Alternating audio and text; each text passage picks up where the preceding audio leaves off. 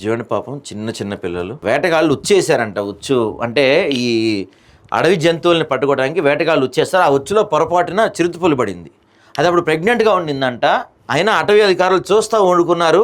అది చిరుత చనిపోయింది, 2 పిల్లలు కూడా చనిపోయినాయి అంట. పాపం ఎంత ముద్దుగా ఉన్నాయి చూడండి చిరుత కోనలు.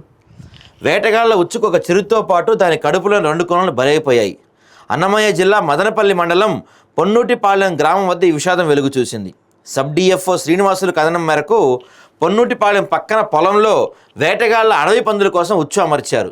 బుధవారం తెల్లవారుజామున అందులో 2 ఏళ్ల వయసున్న చిరుత చిక్కుకుంది. గమనించిన రైతులు అధికారులకు తెలపగా అటవీ సిబ్బంది మధ్యాహ్నం అక్కడికి చేరుకున్నారు. అప్పటికే చిరుత మృతిచెందని గుర్తించారు. పోస్టుమార్టం చేయగా ఆ చిరుత కడుపులో 2 కోన్లు ఉన్నాయి. మరో 20 రోజులు ఉంటే అది పిల్లలు ఈయనదని తెలిపారంట.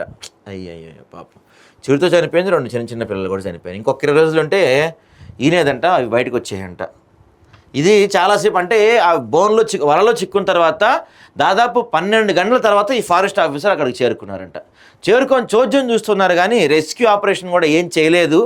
నెగ్లిజెన్స్ వల్లే ఈ 2 చనిపోయాయని చెప్పి ఆరోపిస్తున్నారు. మరి అటవీ శాఖ వాళ్ళు వాళ్ళపైన సీరియస్ యాక్షన్ తీసుకోవడానికి ప్లాన్ చేసినట్టు తెలుస్తుంది. ఎందుకంటే చిరుత అంటే సేవ్ టైగర్ అనే ఒక ఇది మా ఇండియన్స్ చేస్తున్నారు. ఎందుకంటే భారతదేశంలో దాదాపుగా రోజు రోజుకి ఈ చిరుతల సంఖ్య దాదాపు బాగా తగ్గిపోతుంది. కాబట్టి చిరుతల అభివృద్ధి తర్వాత చిరుతల సంరక్షణ కోసం ప్రత్యేకంగా కొన్ని ఏర్పాటు చేస్తున్నారు అనమాట.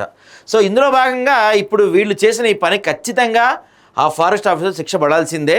మరి ఏం చేస్తారో చూడాలి మనం.